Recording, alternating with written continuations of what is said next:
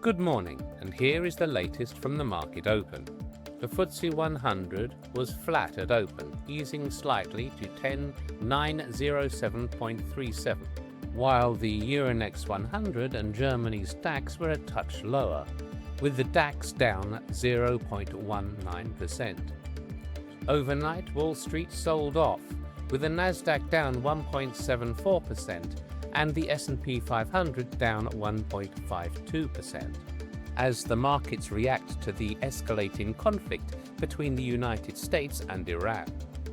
In the headlines, Lloyds banking group beat profit estimates and unveiled a new growth plan through 2030, alongside a fresh £1 billion share buyback. Meanwhile, London Stock Exchange Group shares slipped despite beating first-half earnings and raising its guidance, as investors focus on the long timeline of its new trading initiative.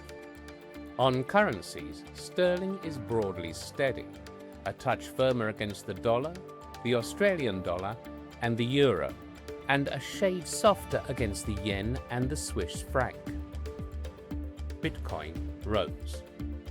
In commodities, copper and natural gas are higher, while gold and Brent crude have eased back.